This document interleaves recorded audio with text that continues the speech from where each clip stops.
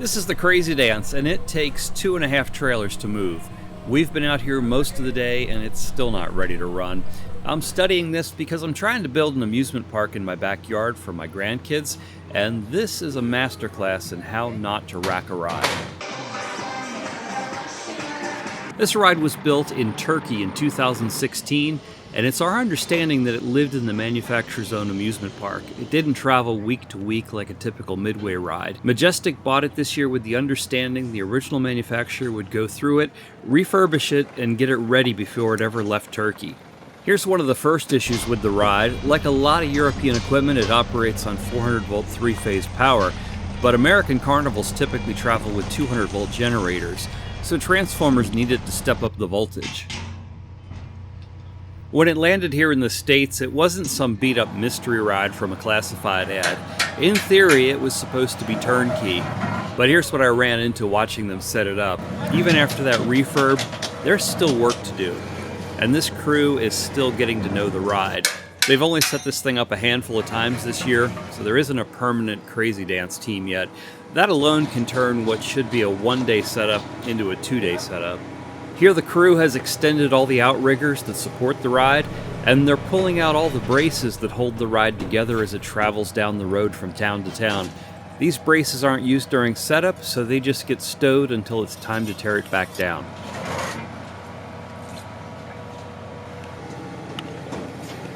Here's where it starts to get painful. Trailer number 1 is the actual ride. Trailer number 2 is nothing but platforms, stairs, railings, scenery panels, all the stuff that makes it look like a real attraction.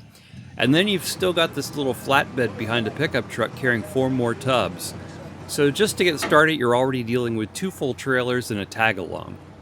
A lot of these parts don't just come off the trailer and bolt on. They get unloaded, set on the ground, moved out of the way, picked back up again, and then installed. You end up handling the same parts twice or more. And remember, this isn't some junkyard rescue. This ride was bought with the promise that it would be refurbished before it even left Turkey. I believe Majestic Midways intends to spend time this winter re-racking this ride to be much more efficient. Like many rides we've looked at before, the Crazy Dance requires power to set up.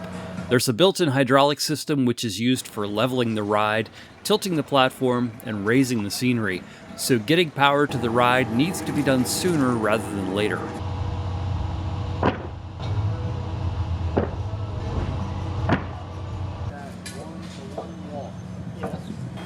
That lined up?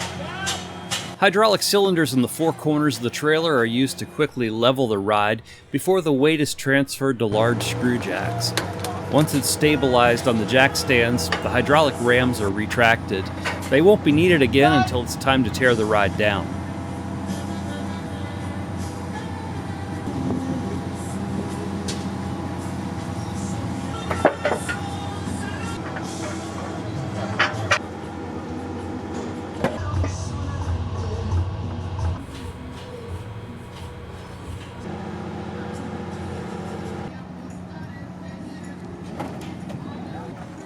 Now they can start to unfold the ride.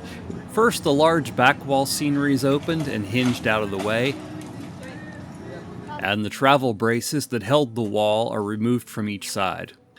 And a pile of pieces that will eventually make up the bases for the ramps are unloaded from the back deck. Finally, the sweeps are unfolded. There are 4 main sweeps that hold the ride tubs and their hydraulic lifting systems, then 4 intermediate sweeps that hold decking plates, and finally 8 smaller sweeps that are braces for the decking.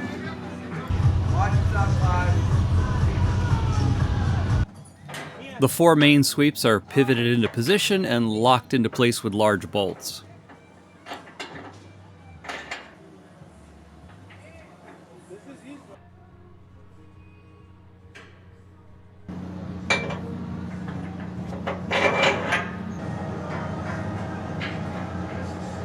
The rim irons are unloaded from the trailer and pinned to the ends of the sweeps, locking everything together.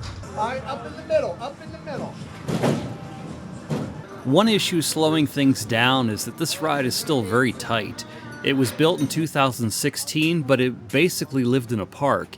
It hasn't been set up and torn down every single week on the road like an older Midway ride, so all the travel pins, all the lock points, they're still basically new. So a lot of those pins are snug to the point where you've got to work them out and then fight them back in. With the rim irons and sweeps all locked into place, they can start lowering the decking. Here's another thing that jumped out at me in a good way. Most of this ride is galvanized. That's great for longevity and corrosion protection, but galvanized steel has a rougher surface, so instead of sliding apart like a greased up trailer hitch, you're sometimes wrestling it apart just because the metal hasn't had time to wear in.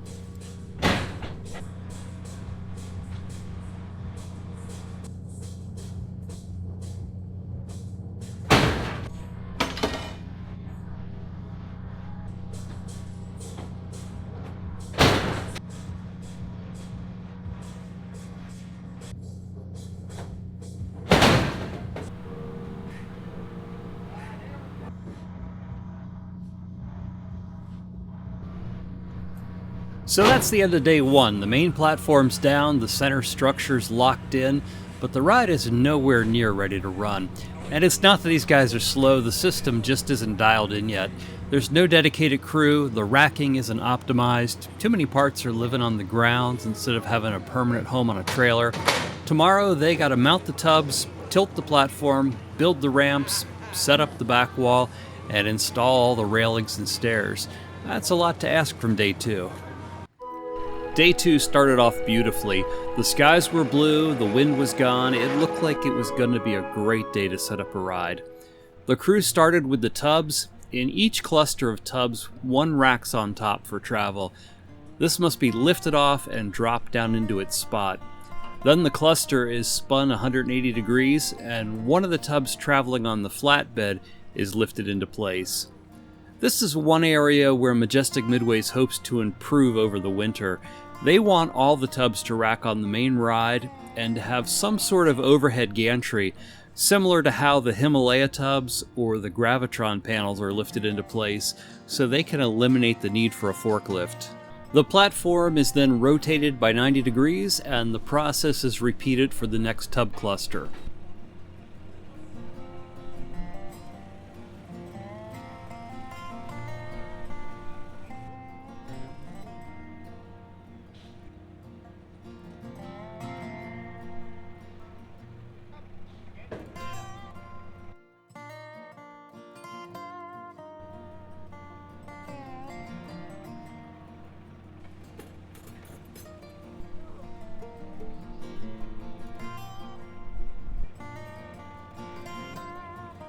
While the ride setup continued, part of the crew was working on installing new LED puck lights into the Crazy Dance sign. There are electrical connections in the center of each cluster that need to be made. These provide power to the tub lights. Then a decorative dome is attached over top of the access panel.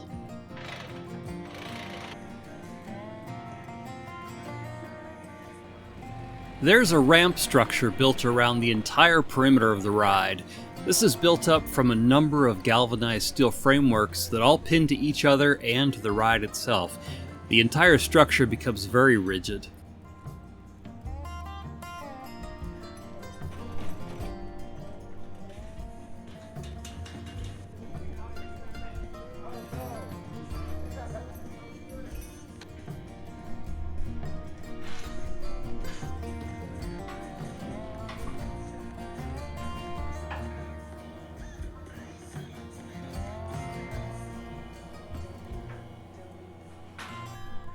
Once the uprights are installed, the ramps can start going on top.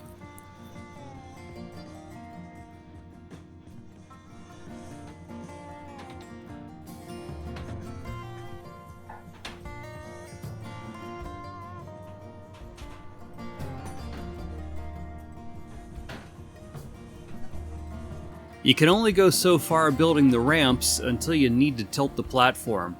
The platform's tilted hydraulically, and then large pins are bolted in to lock it in position.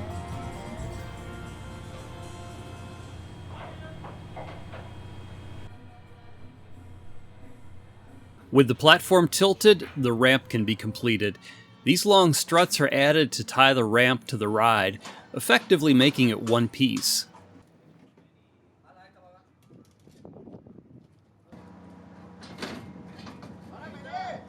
Scenery panels are added to the ramp, giving it a finished look but also increasing its strength.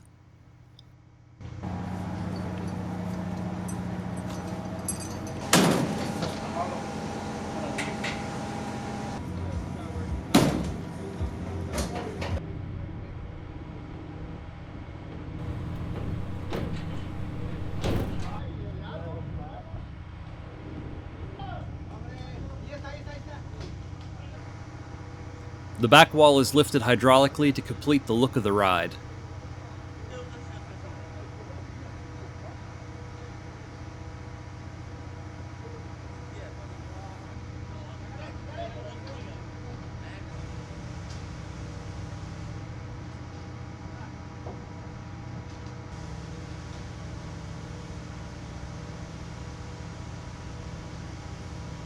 And the final piece of the ramp can be installed, completing the perimeter around the platform. Additional scenery panels are then unfolded and braced for the back wall.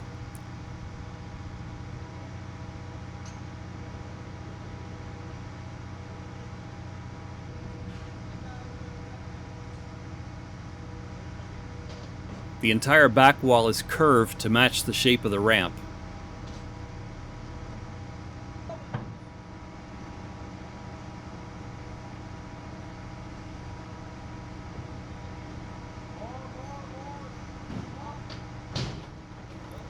As the evening approaches, here we see the ride with its lights on for the first time.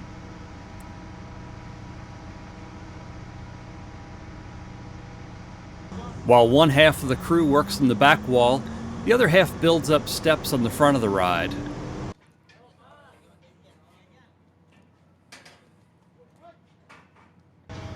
Large beams are slid in place to brace the back wall. Here's something I honestly didn't appreciate until I watched it this close. Trailer number 2, the ramps, the stairs, the railings, that's not just decoration, that's the difference between random machine in a parking lot and this looks safe, my kid can ride this. You're not just building a ride, you're building trust with parents and grandparents, and that hits home for me. Everything I'm building back at my place is for my grandkids, and if it doesn't look right, they're not getting on it. We are quickly losing daylight, but I think the crew is going to get this done. So here's what I'm taking away from watching this come together. Number 1, I can't afford to build anything that needs 2.5 trailers. Number 2, every part needs a real home, so you're not touching it twice. You take it out, you bolt it on, you're done. And number 3, how it looks is not optional. Platforms, railings, stairs, that's how you convince a parent, yeah, this is safe. Majestic is planning to go back through this ride over the winter and make it work better for life on the road here. Mostly organization, not just lights and paint, but where everything lives, how fast you can get it off the trailer. I'm basically doing a smaller version of that exact same project in my own backyard. I've got a rocket ride in pieces, I've got a Ferris wheel that still needs attention, and I'm trying to build an amusement park, no matter how small it might be, for my grandkids before they outgrow it. So watching this come together over 2 days, that's not just entertainment for me, that's research and development. I think we learned a thing or two today that we might be able to incorporate into our own restoration projects. And if you're passionate about keeping a bit of history and nostalgia alive, click that link to the left and come along for the ride.